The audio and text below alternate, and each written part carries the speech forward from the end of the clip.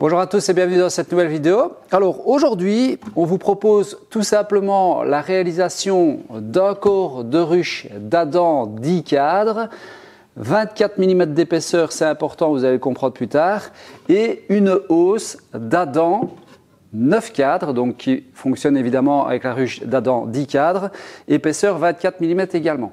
La vidéo est assez longue, je n'en disconviens pas, mais il y a énormément d'informations sur la sélection du bois, le taux d'humidité, les mesures à respecter et les différentes techniques que vous pouvez utiliser pour faire le corps de ruche d'Adam et la hausse qui y correspond.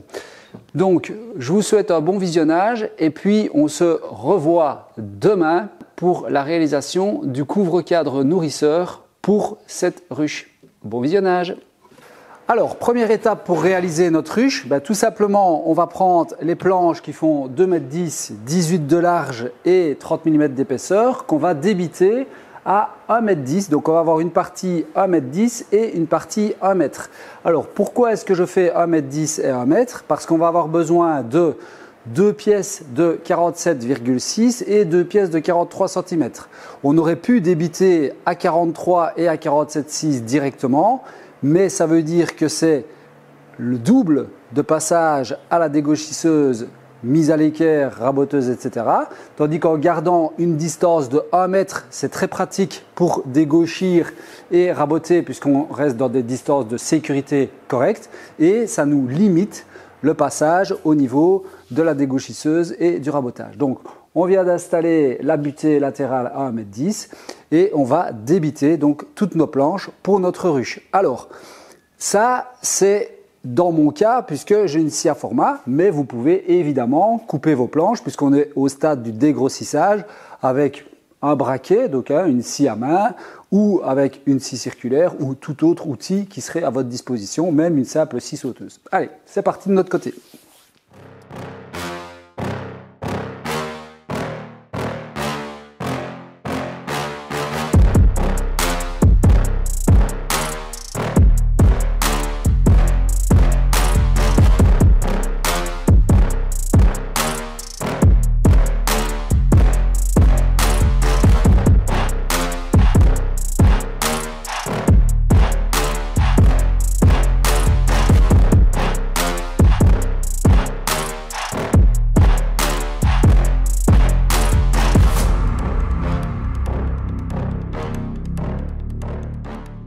Donc jusque là, rien de bien compliqué. On vient de couper donc nos 4 planches qui correspondent donc à la ruche, à la hausse et au couvre-cadre nourrisseur. Maintenant, on va les dégauchir. Donc tout simplement mettre une face plane, un champ d'équerre et raboter à 24,5. Mais je vais y revenir après.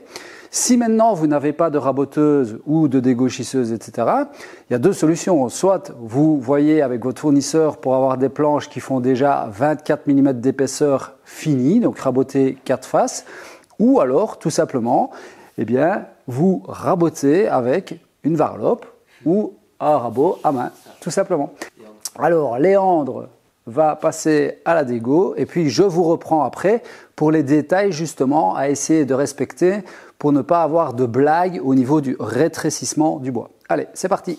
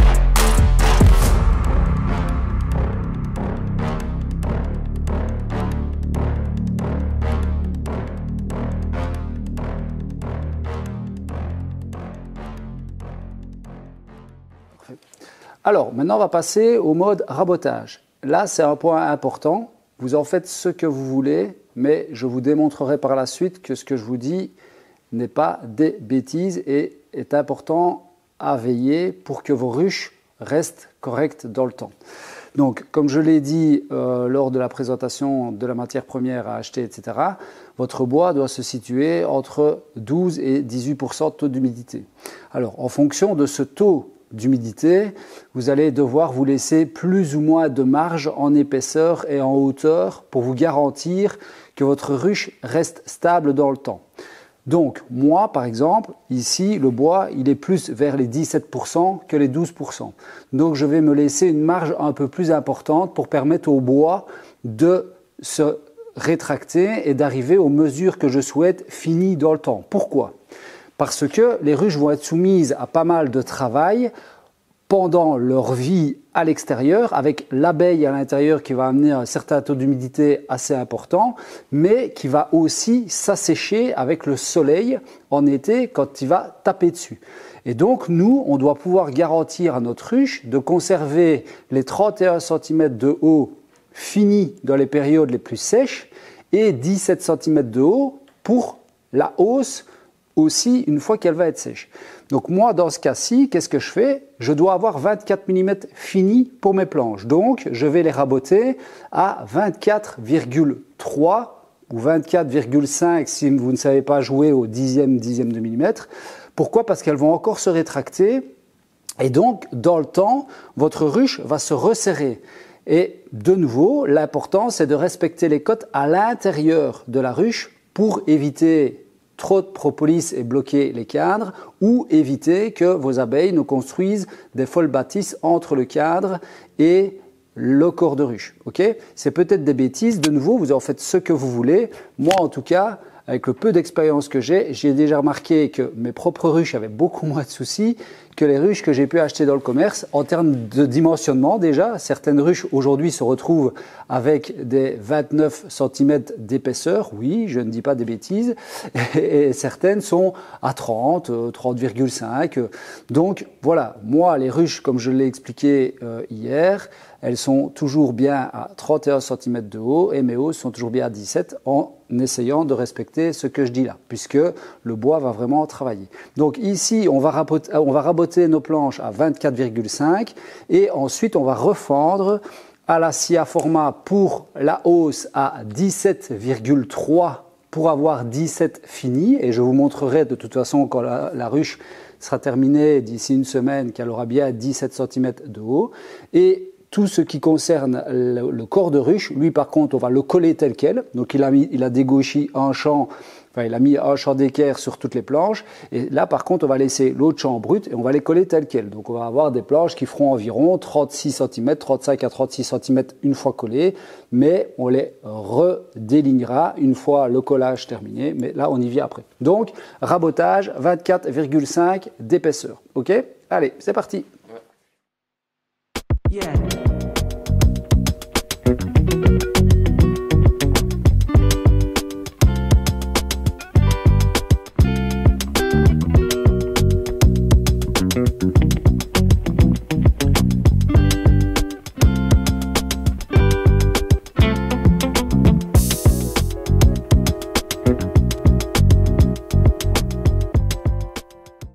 Donc voilà, nos planches sont rabotées, donc à épaisseur. Donc on est à 24,5 comme je l'avais dit, donc 24 et 5 dixièmes d'épaisseur. Et à partir de là, on va prendre les planches pour les hausses, on va les mettre de côté et on va déjà coller les planches pour le corps de ruche. Donc ici, elles font environ 18 ou 17,5, hein, plus ou moins. Donc on va les coller entre elles. Ça va faire entre 35 et 36 cm une fois collé.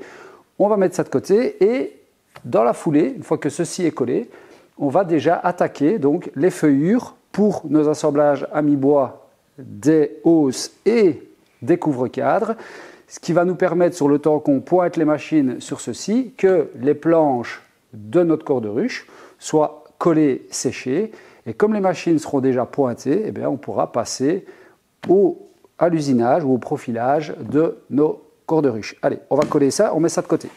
Okay. Alors, pour le collage, colle PU, Vous pourriez utiliser de la polymère, etc. Mais la colle PU, dans ce cas-ci, est plus résistante, d'une part. Et en plus de ça, comme on l'a expliqué lors des vidéos sur l'utilisation des colles, la colle PU est inerte une fois séchée, donc aucun risque pour les abeilles. Et elle est totalement adaptée à l'usage extérieur. Donc évidemment, ici, on veille bien à mettre les faces qui ont été mises parfaitement à l'équerre. Donc elles sont bien à épaisseur, mais par contre, il y a un seul champ qui a été mis à l'équerre.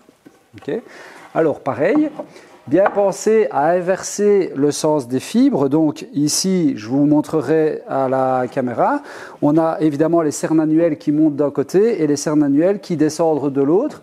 Alors dans ce cas-ci, vous allez voir, on est en plein d'os. Donc il y a la possibilité soit de les refendre en deux pour encore stabiliser le côté de ruche, mais dans mon cas, je ne vais pas au-delà de la réflexion. Pourquoi? Parce que je vais le faire directement. C'est-à-dire qu'une fois que ça a été collé, je vais directement faire mon profilage et faire mon assemblage à mi-bois.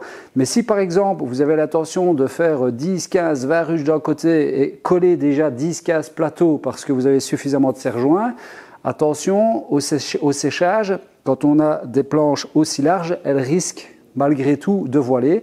Donc voilà pourquoi est-ce que moi je fais 5 ruches par 5 ruches maximum pour me garantir finalement qu'une fois que j'ai décollé ou plutôt destipé mon collage, je peux le faire dans la journée qui suit le destipage. Sinon, je me retrouve avec des planches qui voilent ou des côtés qui sont bombés.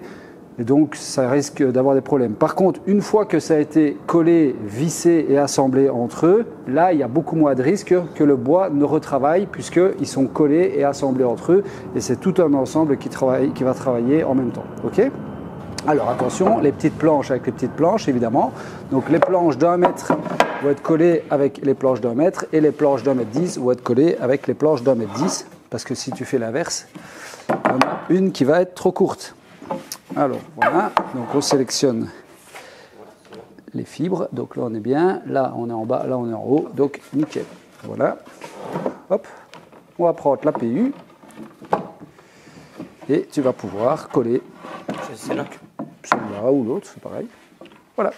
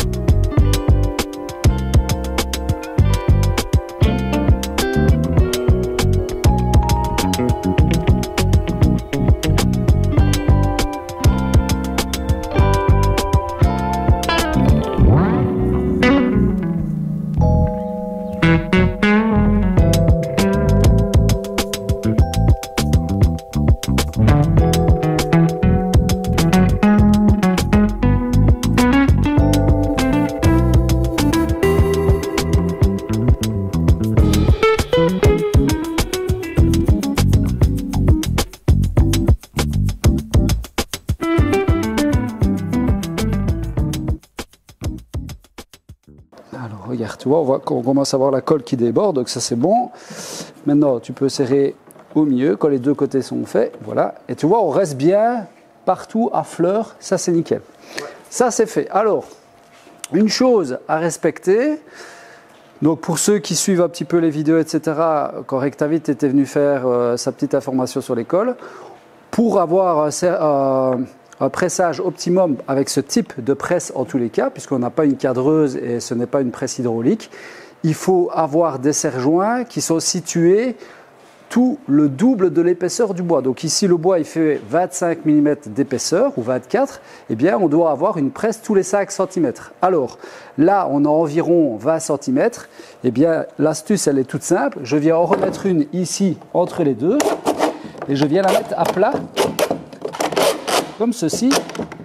Et là la distance de 5 cm entre mes serre-joints est totalement respecté et donc je n'ai aucun problème.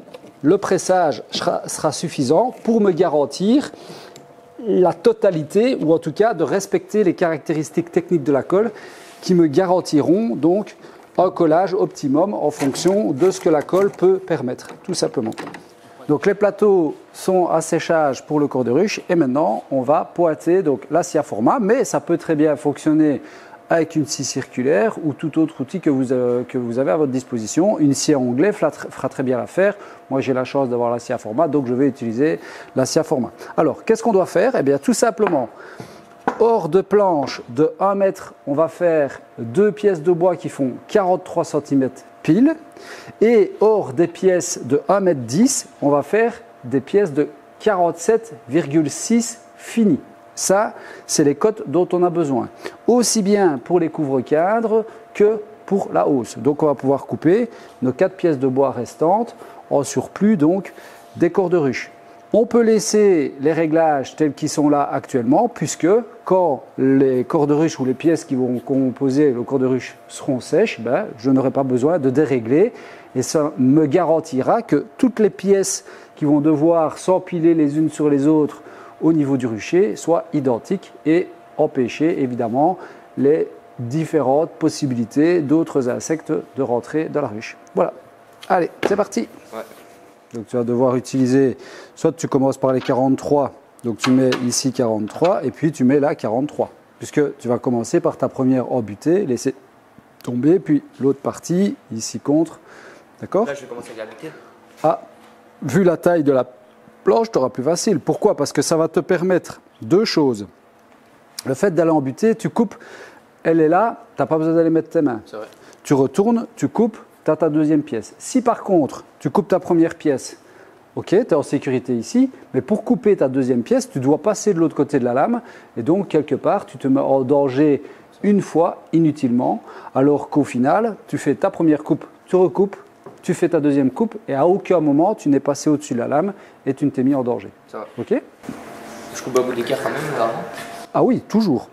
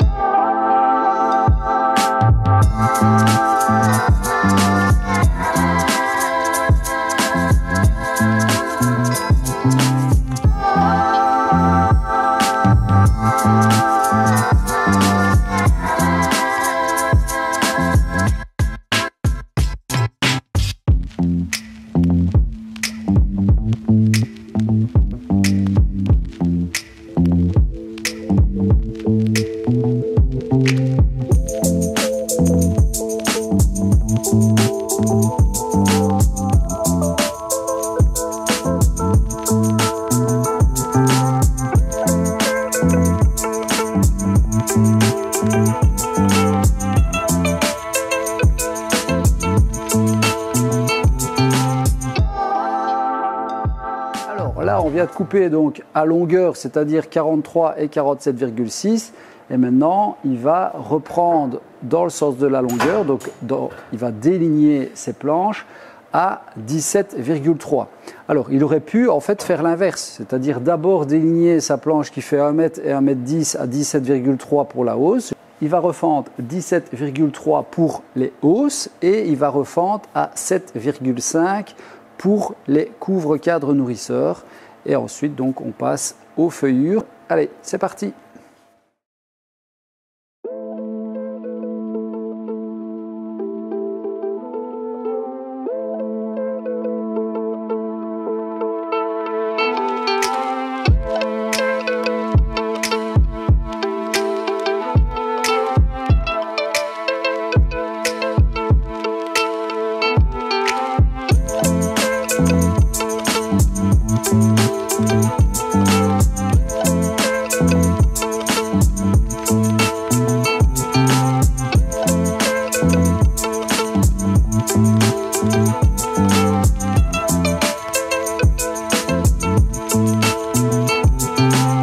Donc là, on a nos planches pour notre hausse, on a nos planches pour le couvre-cadre nourrisseur, donc 7,5 de haut et 17,3 de haut. Et maintenant, on va faire les feuillures sur les pièces de 43 cm. Donc on a les pièces qui font 47,6, les pièces qui font 43. Eh bien, on va façonner uniquement les pièces de 43 cm. Les autres sont déjà terminées au niveau du travail à effectuer sur ces pièces. Alors à ce stade, on aurait tendance à vouloir régler la machine à 24 mm et 12 mm de profondeur. Moi, qu'est-ce que je fais? Je viens présenter ma pièce de bois contre, donc en superposition pour m'assurer de l'épaisseur. Pourquoi? Déjà parce qu'au départ, comme je l'ai dit, je l'ai fait à 24,05. Donc au moment où là je travaille, le bois est relativement plus épais, enfin il n'est pas relativement, il est plus épais que les 24 mm qui sont réellement prévus.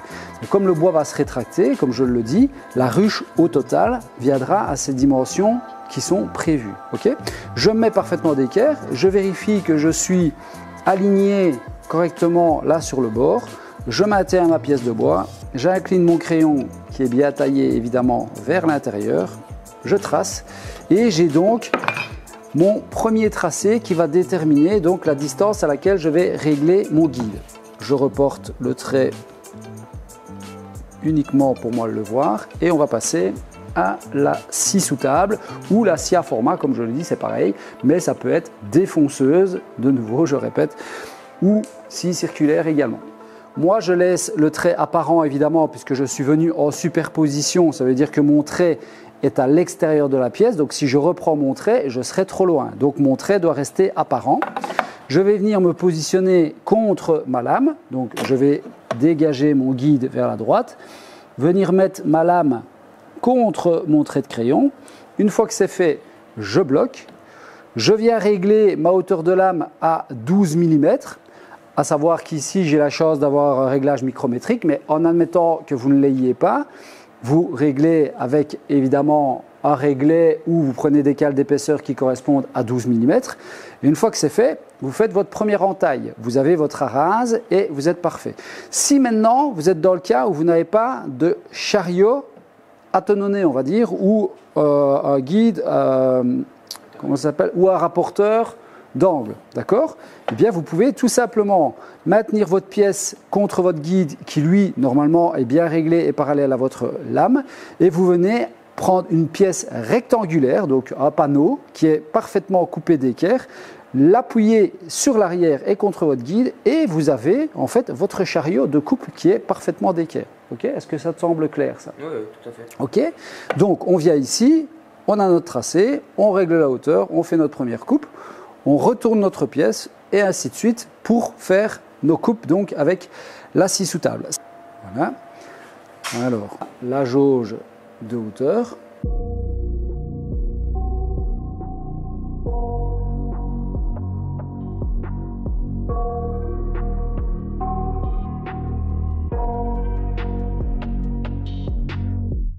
I got nightmares in my head, I fear that the thoughts build up until I can't hear, that my mind fills up into a creature, and it haunts me somewhere much deeper.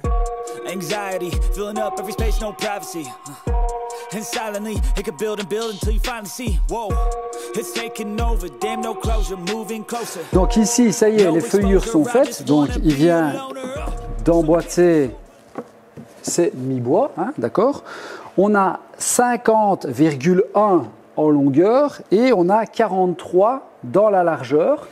Alors, dans le sens de la longueur ici, ça ne va pas travailler. Donc ça va travailler en hauteur et dans sa propre épaisseur. Donc ici, je vais vous montrer avec mon mètre que je suis bien à 50,1 alors que je devrais être à 50. Ensuite, je vais aller vous montrer sur la hausse que j'ai fabriquée la semaine dernière ou il y a 15 jours et on est bien à 50 fini. Je viens de le montrer à Léandre. Comme ça, vous voyez que c'est super important de se conserver cette marge en jouant avec les taux d'humidité. Donc vous allez voir, j'ai fait avec le testeur, donc les pourcents, ou en tout cas le taux d'humidité en bois brut, Le taux d'humidité, une fois raboté des gauchis, baf, il prend déjà quelques pourcents en moins puisque l'humidité intérieure du bois est libérée et la température ambiante de l'atelier aide évidemment à ce que ce taux diminue. Et puis, le temps de faire tous ces différents usinages, etc., assembler, stocker, faire redescendre encore le bois à son taux, on va dire, minimum. Vous allez voir, 12% de taux d'humidité. On a même réussi à descendre à 11,7 sur certains bois. Et une fois qu'on va les remettre en extérieur, ils vont pouvoir retravailler en allant au maximum de leur taux d'humidité et en arrivant au minimum de leur taux d'humidité pour garantir les mesures qui sont choisies et nécessaires à la finalité du projet. OK ? Alors maintenant, étant donné que la hausse est terminée, en tout cas le façonnage de la hausse est terminé, on va maintenant faire la feuillure sur la partie haute pour accueillir donc les cadres, donc sur la face avant et la face arrière. Donc comme je l'ai dit, il n'y a que les parties de 43 cm qui sont usinées. Et puis après ça, on devra faire une rainure sur la face avant ou arrière pour accueillir donc la petite crémaillère ou l'entretoise pour accueillir les cadres en partie basse. Une fois que ça c'est fait, on peut assembler.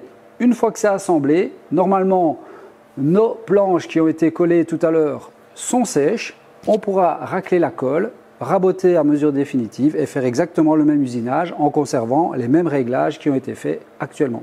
Allez, c'est parti donc pour la feuillure en partie haute, mon bon Léandre.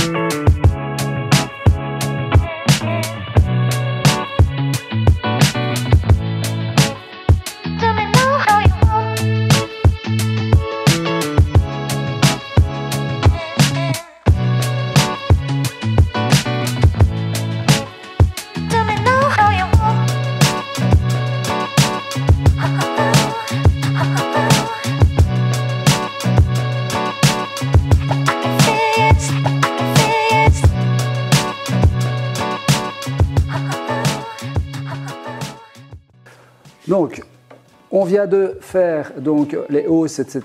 Sur le temps que les hausses sont assemblées et tout, le collage est enfin pris. On va déstiper maintenant les planches qui ont été collées. Toutes les machines sont déjà pointées donc, pour les feuillures, etc. Donc, qu'est-ce qu'on va faire? On va déstiper, on va retirer le surplus de colle qui a débordé de part et d'autre, puisque c'est de la PU. Et maintenant, on va la mettre à mesure définitive au niveau de l'épaisseur à la raboteuse. Ça, moi, j'ai la chance d'avoir une raboteuse suffisamment large pour faire passer mes planches de 35 cm. Évidemment, si dans votre cas, vous n'aviez pas cette possibilité, au stade du collage, évidemment, vous deviez être déjà à 24,5 pour vous permettre, donc, comme je le disais, au bois de se rétracter, ce qui sera clairement le cas puisque je vous montrerai au pied à coulisses que les planches sont bien maintenant à 24 mm alors que ça fait à peine une semaine que les ruches sont faites.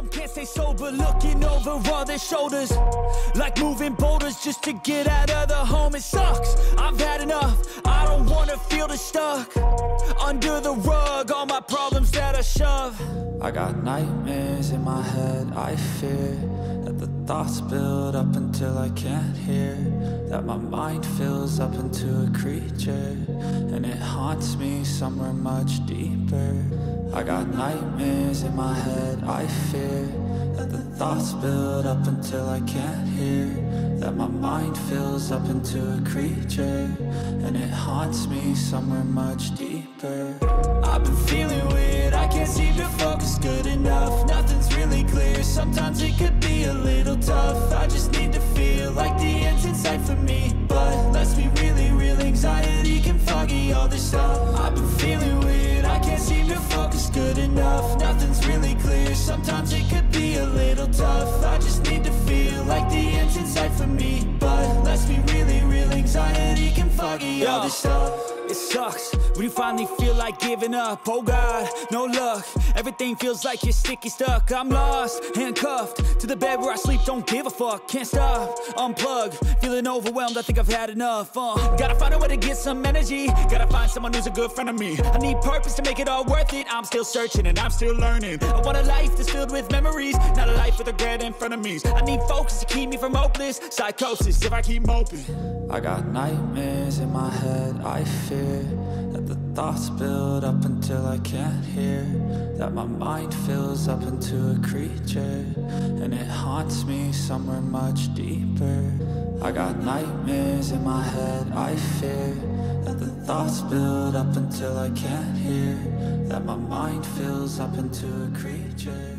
Donc voilà, Léandre vient de finir de mettre à mesure donc les côtés et les faces avant et arrière de la ruche. Alors, on va en profiter que les réglages des feuillures ont été faits pour les hausses pour utiliser la scie sous table. Ensuite, comme je le disais, il y a une feuillure à faire sur le dessus qui correspond à 20 mm de haut et 12 mm de profondeur pour accueillir les cadres sur lesquels on va venir mettre la crémaillère.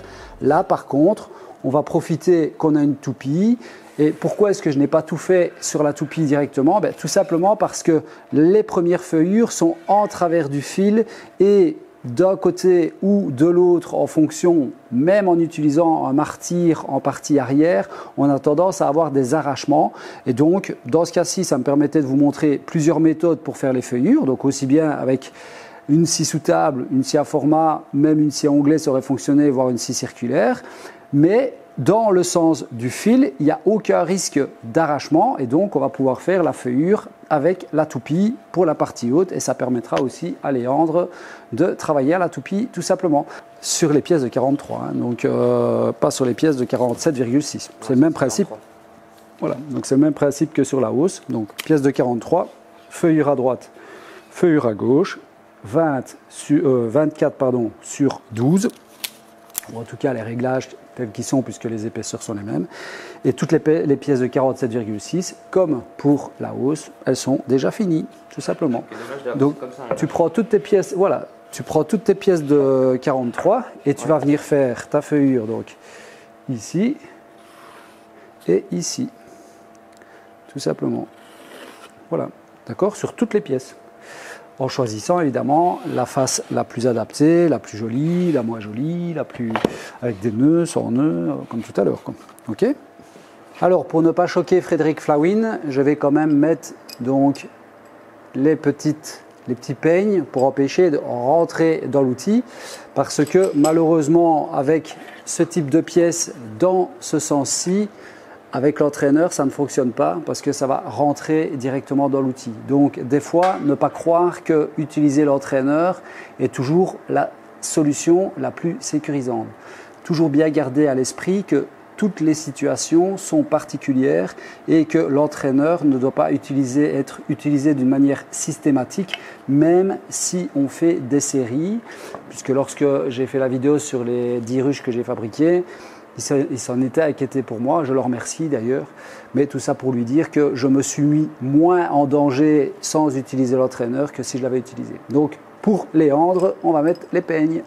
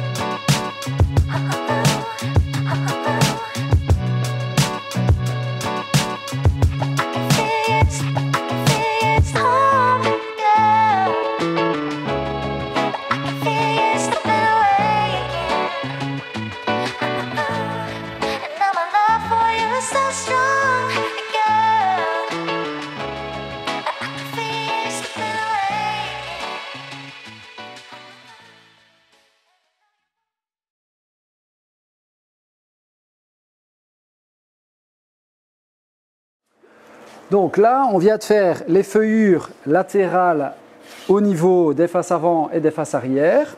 On l'a fait à la toupie, comme ça lui permet de voir comment est-ce que ça fonctionne en termes de finalement rejet en travaillant en travers du fil. J'avais dit qu'on le ferait à la scie sous table ou à la scie à format, mais tout compte fait, c'est un bon exercice pour lui aussi de se rendre compte des efforts que le bois en fait doit subir au niveau de la toupie quand on travaille en travers du fil.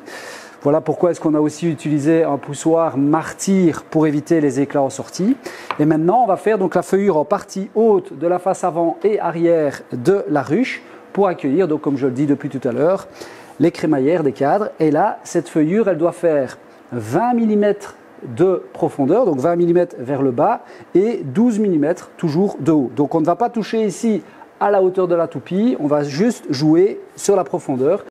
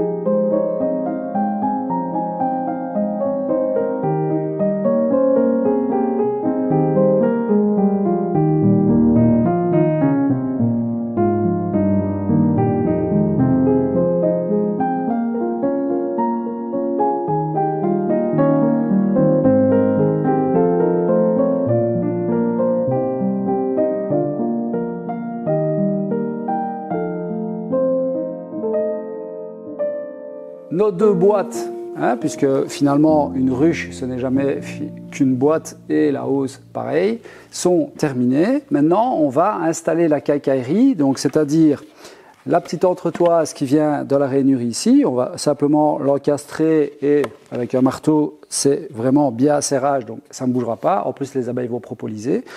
C'est une économie de clous, chacun fait ce qu'il veut. Moi je le fais comme ça. Et puis on va mettre donc les supports de cadre. Pour la ruche, moi je mets des supports 10 cadres et pour la hausse, je mets des supports 9 cadres. D'accord? Donc c'est les mêmes crémaillères mais en 9 cadres. On va faire ça avant l'assemblage parce que c'est bien plus simple d'assembler ceci sur la ruche démontée qu'une fois assemblé. Et je vous le dis en connaissance de cause, puisque les premières ruches que j'ai fait, évidemment, j'avais d'abord fait toutes mes boîtes, etc. Puis j'ai été chercher la quincaillerie. Avoir sa tête dans la ruche pour aller emboîter ces trucs et tout, c'est un petit peu galère. Donc je vous conseille vivement de le faire avant. Donc on va mettre la quincaillerie et puis on va coller tout ça, visser et clouer. Allez, on est parti. Alors donc il faut que le petit arrondi ici, j'espère que ça se voit, doit être donc le creux ici de la crémaillère, ici, le creux de l'arrondi doit être aligné au-dessus de la feuillure ici. Ensuite, on doit laisser un espace de 5 mm à droite, 5 mm à gauche. Alors, je viens de découvrir une chose, c'est que je viens d'acheter ces crémaillères-là hier, expressément, et pour ne pas vous mentir, je suis un peu dégoûté parce que ces crémaillères-ci sont bien mieux. Déjà, elles font pile poil la cote prévue, tandis que celles-ci sont trop longues. Et donc, il faut chaque fois que je m'amuse à recouper pour pouvoir les rentrer. Donc, si vous faites des ruches vous-même éviter les quartiers parce qu'elles sont trop larges par rapport aux dimensions prévues pour une ruche d'Adam 10 cadres. Comme ça, vous le savez. Ok, donc en gros, ça vient comme ça. On tient plus ou moins 5 mm à droite, 5 mm à gauche. Voilà. Et une fois que c'est fait, on vient mettre un clou ici dans les trous, tout simplement prévus. Le clou par les doigts.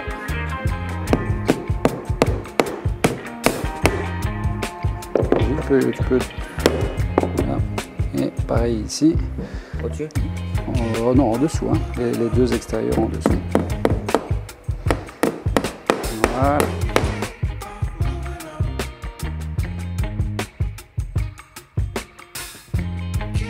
Alors, de l'autre côté, ça donne ça, avec la crémaillère tout simplement enfoncée. On a notre face avant et notre face arrière de ruche. On va pouvoir mettre les côtés, mais avant, on va faire la même chose sur la hausse. Et là, on utilise par contre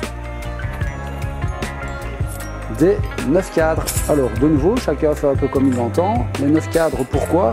Parce que ça permet aux abeilles d'étirer un petit peu plus les cadres de hausse pour remplir finalement un peu plus de miel, tout simplement. Voilà.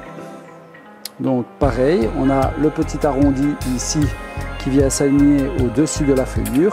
On se tient à plus ou moins 5 mm à droite, 5 mm à gauche et on vient mettre un petit coup dans chaque trou. Donc, je vais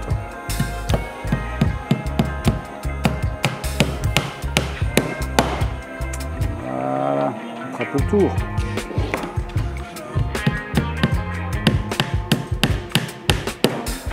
Ok, donc on a nos éléments de hausse.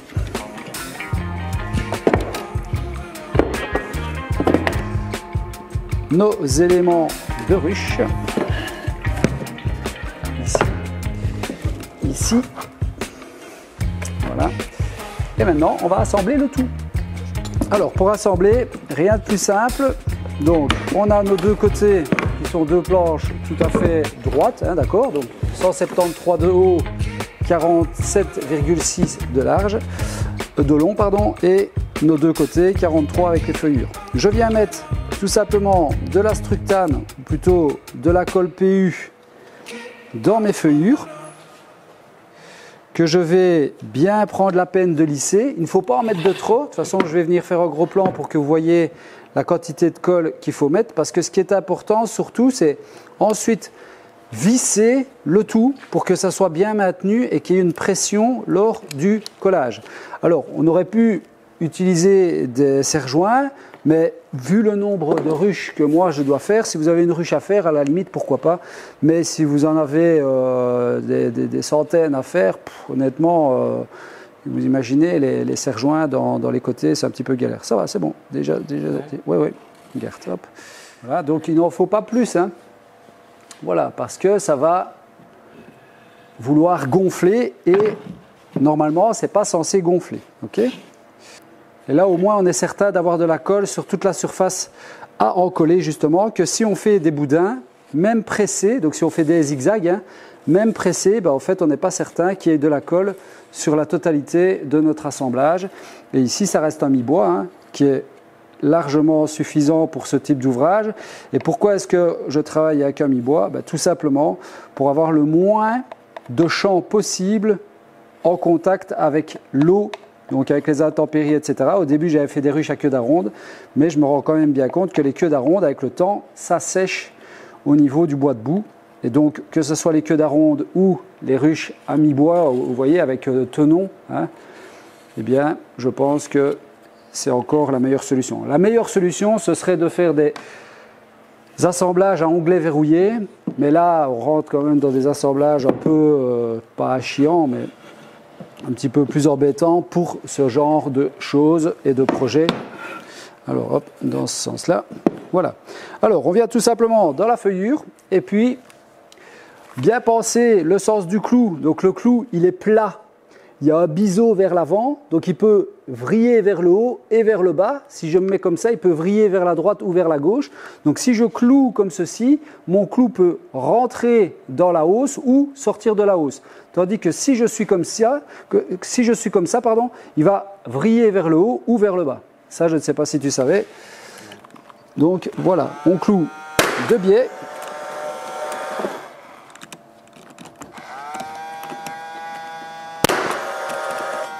Voilà, je mets juste 3 clous pour la maintenir.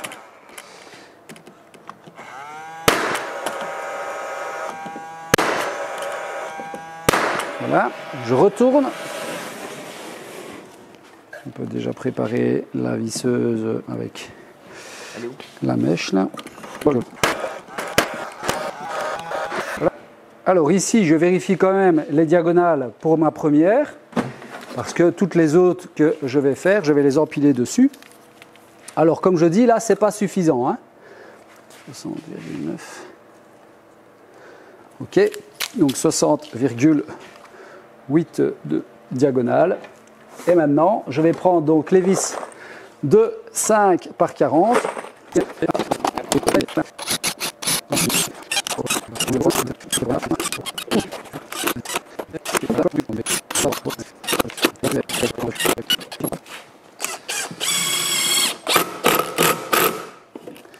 Voilà, tout simplement.